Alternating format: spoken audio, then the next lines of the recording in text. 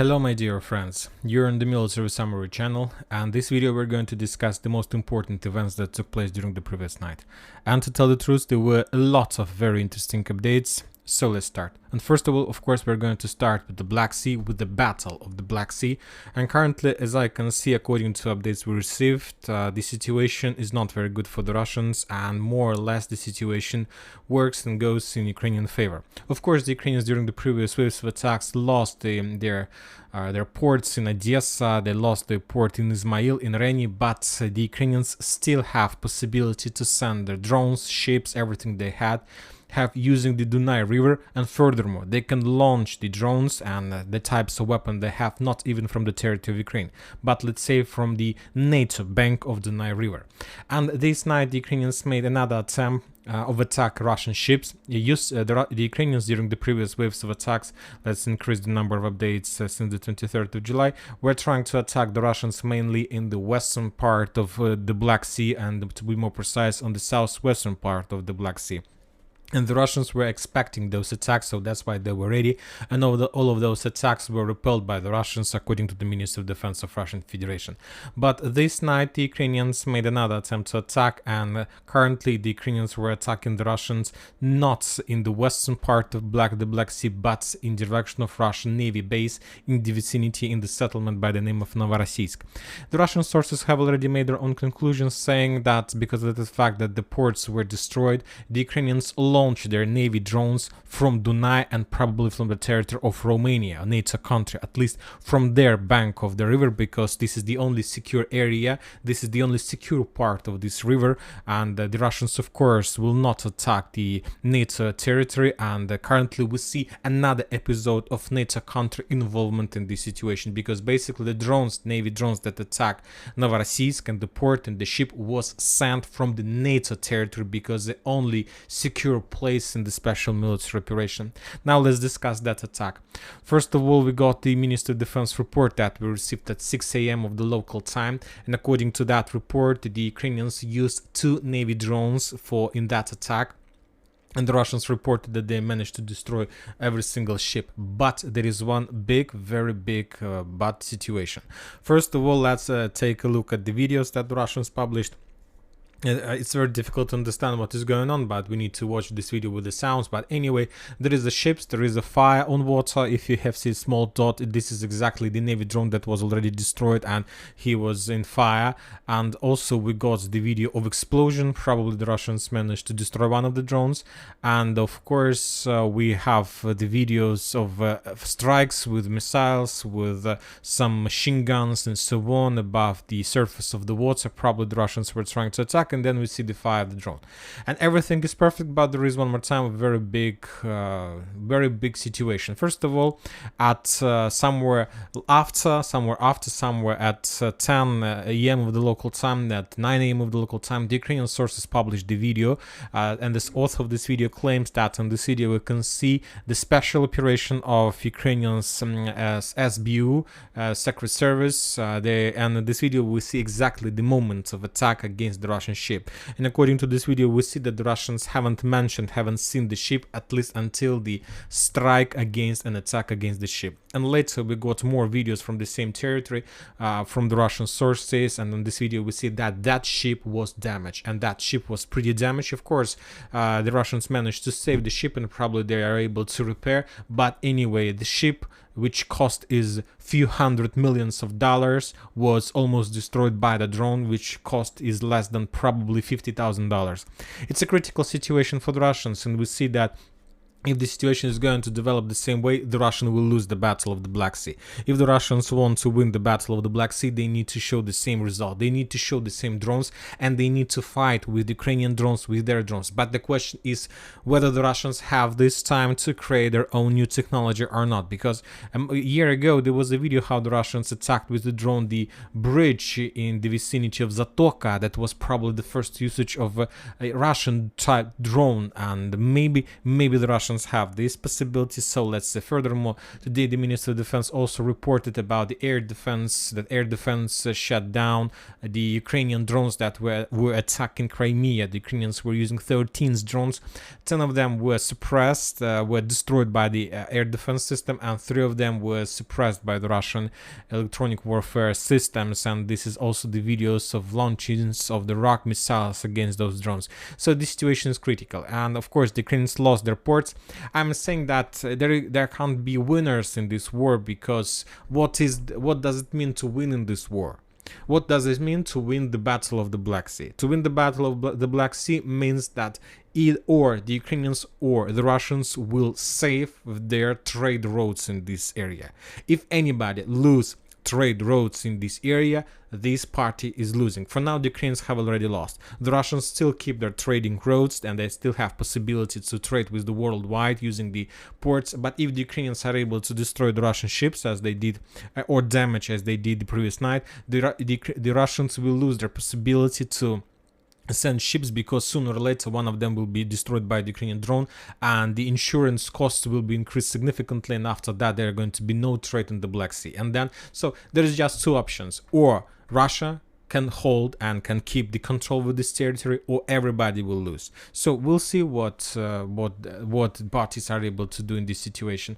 Now let's talk a little bit about the Minister of Defense of Russian Federation, Shoigu.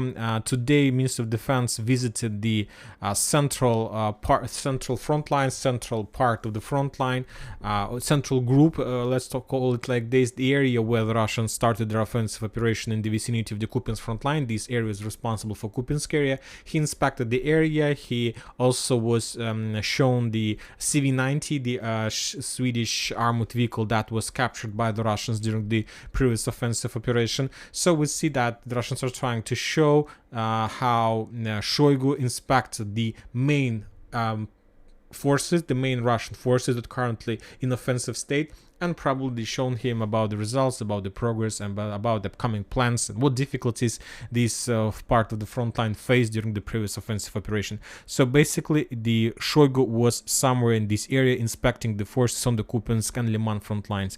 Now we will move him for a while in this direction. Later we are going to move him back as soon as we find out his new position. Now let's move to the combat line. Today we got a lot of updates from the Novopokrovka, from Bradley Square, and there were a lot of very interesting updates, and I will explain to you why.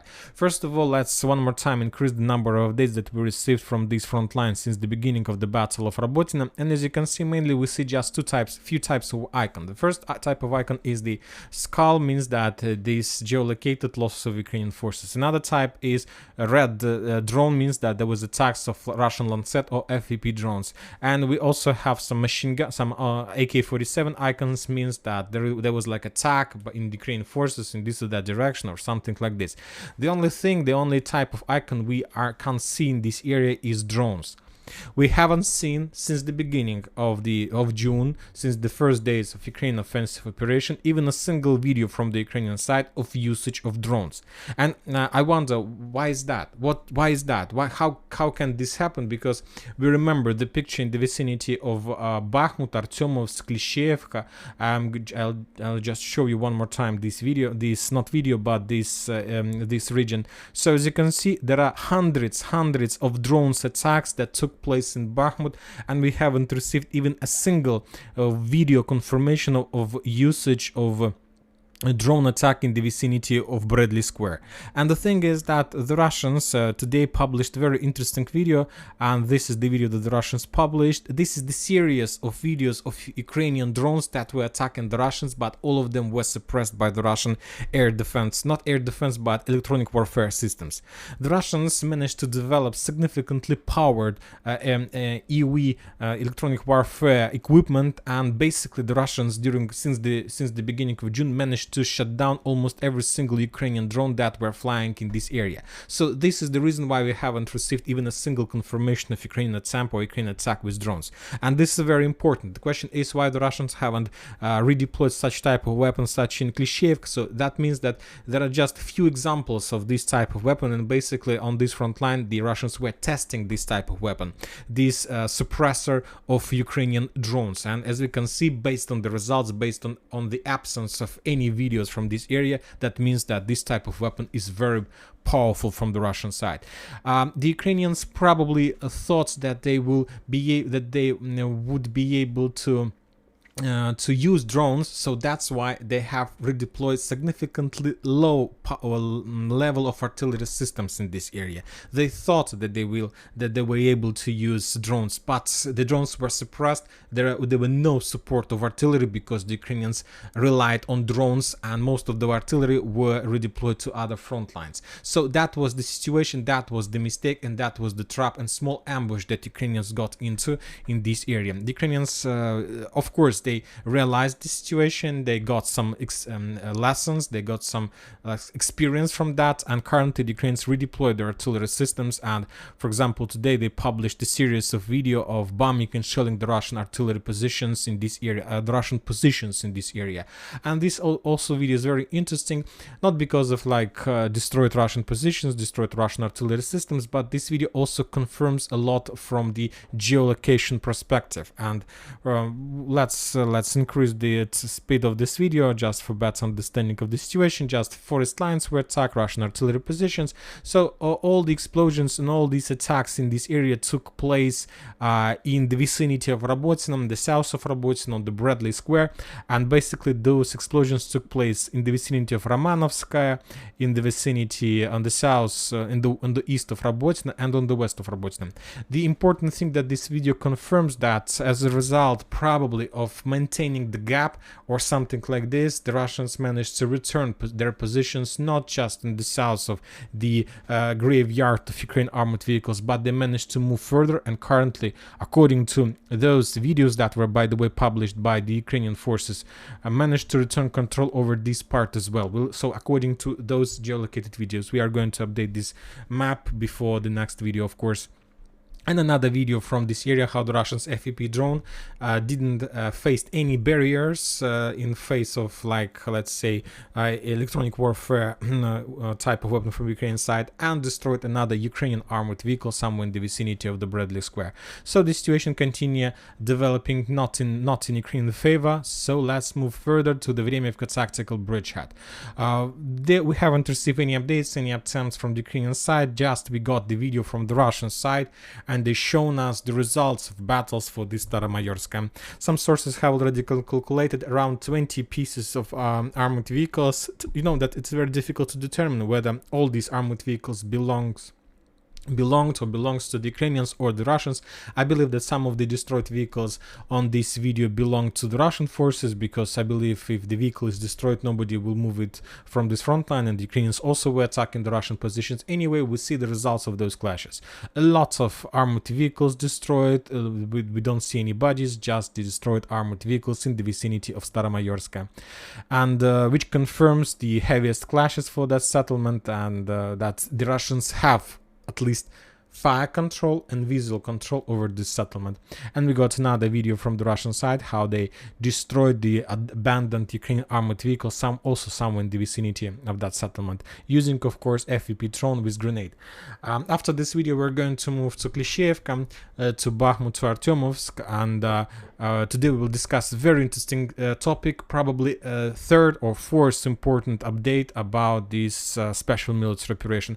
The first one was that the Ukrainians using the drones destroyed the ship. The second one was that Russian electronic warfare equipment that are able to suppress every type of Russian-Ukrainian drones. And when talking about Klishchiivka today, a soldier, an officer on the ground from the Russian side, published very interesting article, very interesting note about new Ukrainian tactics. And this is very interesting, and I'll explain to you why.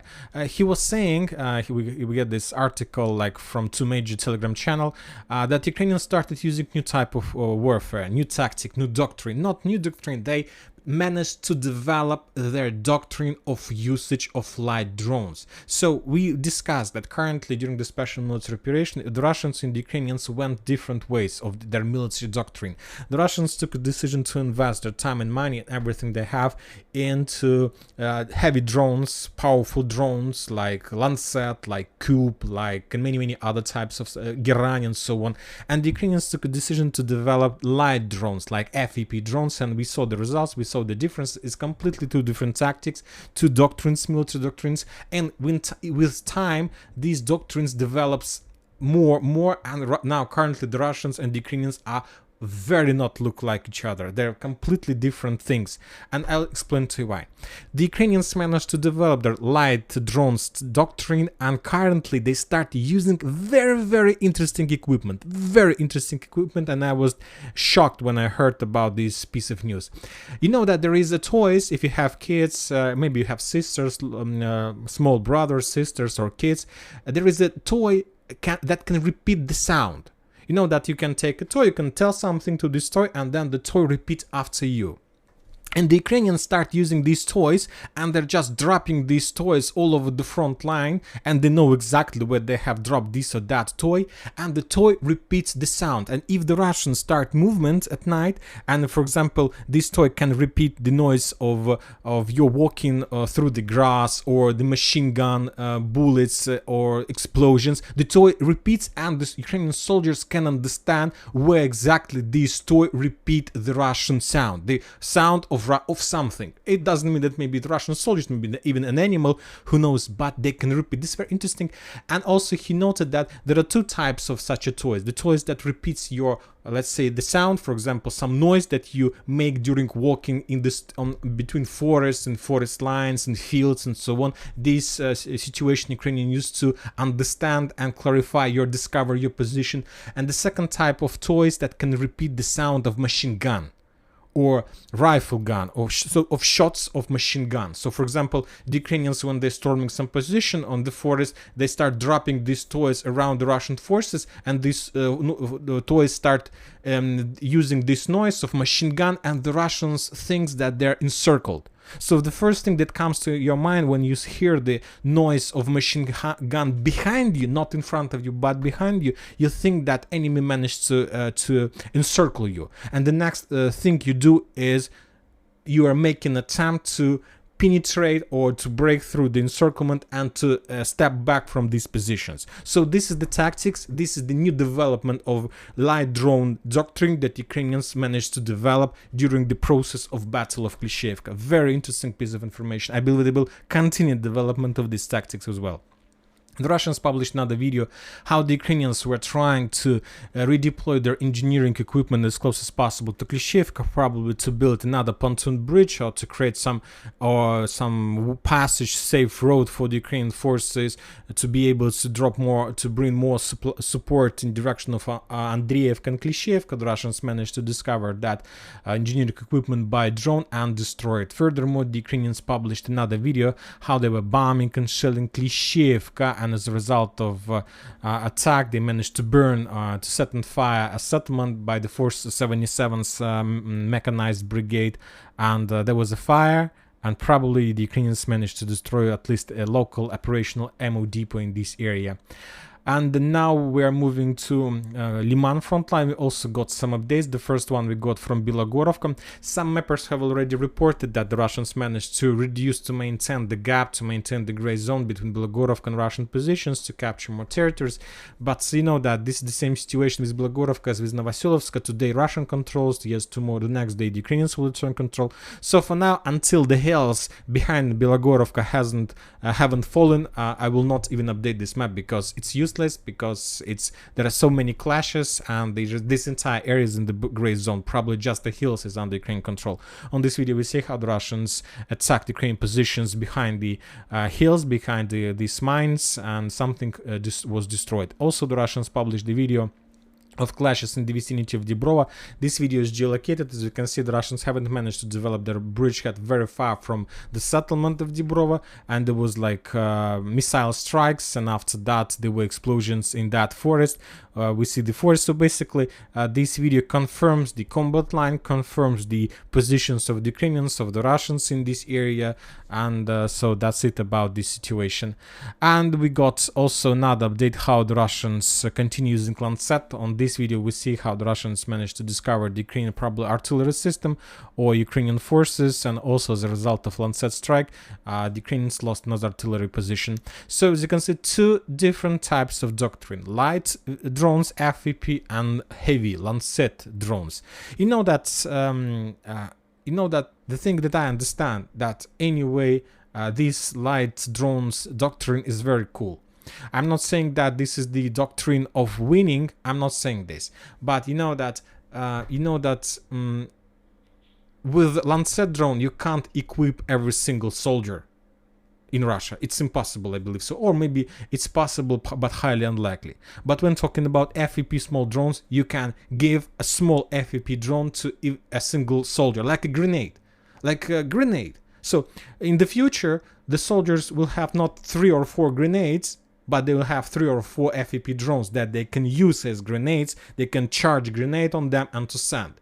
So that's why I believe that the Russians need to think about this doctrine, and probably they need to start investing, because it's not a very expensive. The most important with the light drone doctrine is not the equipment, because it's not a big problem, big deal to start production of drones. The most important is experience that the soldiers obtained on the ground, on the battlefield, and to get experience you need time, and this is the main problem. And if the Russians start today, if the Russian soldiers will start using the light drone doctrine massively today, only in few months the soldiers will get enough experience to be able to do a very cool things and features on the ground. And it's time. The question whether the Russians have this time. Of course they have, but anyway, this is the time of losses, and many more losses. And of course, another video we got from Novosyolovska. The Russians published the video how they attacked with drones another Ukrainian position in this area. And this is the position of Ukrainian forces. The position was discovered and was destroyed by Russian Lancet, or just FEP drone attack. Another important thing about the situation is that Ukrainians don't have any problems with supporting their forces with FEP drones, and the Russians try to adopt such a laws which the Russians want to start controlling process of FEP drone support of military forces. They want to do this like with one channel through the Ministry of Defense. They don't want to allow the Russian forces to be supported with FEP drones by volunteers or something like this. This is another mistake, but we see that there were a lot of strikes against Moscow with FEP drones, and most of them were launched not from Ukraine. They were launched somewhere from the territory of Moscow, so from the Moscow region. So maybe this is the reason why the Russians want to start controlling this procedure and this process. Okay. And we've covered probably everything with Ukraine. Now let's talk about a little bit more about Niger and about Nigeria and about France and the territory there. Of course, these days the Evgeny Prigozhin gave us his own understanding of the situation in Niger and the situation with that military coup and so on. According to him, the France and the Western countries were basically robbing that country. They were buying the uranium for $11 per kilo or per something. I don't know the quantity and the number, but the number we have $11.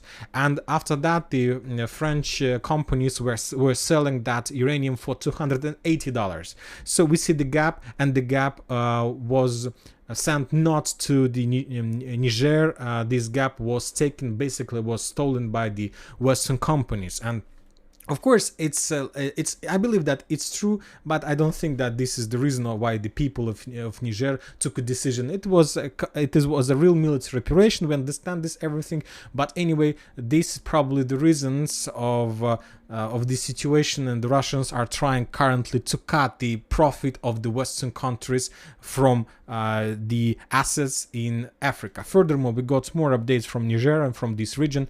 Let's discuss them. I believe they're very interesting. And first of all is the entire situation in this area. So this is the map of the countries in this area. Most of them have some French forces inside of it and so on. So with the green color, we see the countries that have already supported the Niger, and we're talking about Mali and Burkina Faso. So these countries reported if something happens with Niger, we will help them, and we will fight with, let's say, the series of countries, the number of countries under the allies of ECOWAS, that all ex-French colonies understand. There is a very critical situation in Senegal, as we discussed yesterday, as the protests started in that country, also against the French presence. So we'll see whether the protests are able to capture the power or something like this. Furthermore, that we discussed that yesterday there was a meeting in Mali between the military authorities of these two countries, like Niger and many other people, and they were discussing about the urgent redeployment of Wagner forces. And as I understand, this question has been resolved. The Wagner do have resources and do have forces, a lot of experienced forces that can be redeployed in this area. So as I understand, probably there are very high chances that a very big part of Wagner forces will be redeployed exactly in Africa, not in Ukraine, and probably this is going to be like this. Furthermore, we got another map with the forces with the presence of French forces. For example, currently there are still Ukrainian forces in Niger, in Chad, in Djibouti, in Gabon, in Senegal, and of course the Ukrainian French forces in Ivory Coast. There are not much forces. For example, in Niger there are around 1,500 soldiers, not much, but anyway, this is like the forces of rapid response that can capture the most important like infrastructural buildings in Niger, like airports and like power plants and many other things that can give time for main NATO or French forces to be redeployed in this area. Furthermore, we got another interesting update that the Niger military authorities cancel all military cooperation agreements with France and pledge to respond immediately to any foreign military intervention made by France in ECOWAS. So they are trying to force the French to leave this territory and so on. And another important update, that the post-president of Niger, Mohamed Bazoum, asked United States of America to restore the constitutional order and democracy in Niger. So the situation is critical. Currently, still official legal power of Niger ask help for United States authorities, and United States of America have legal right to send their forces or to send something and to make an attempt to restore the legal power in that country. This is another Ukraine, this is another probably Korea or something like this, because a lot of people support Russian forces. Some people, probably maybe a lot of people who has money, who was working with the old authorities, also support the old power. So anyway, this will lead to some clashes in this area. I hope that nothing like this is going to happen, and I hope that the worst thing that happens in this area is the growth of the prices, let's say, for uranium and probably the access of these countries to the Russian grain or something like that. I hope that this is going to be the worst thing, because another war is not very good, and in this area it's all. And probably that's it for today. Military Summary channel reminds to condemn any violence in the world. Thank you for your watching. Subscribe to my channel, put your likes, join my Patreon, and have a good day. Bye bye.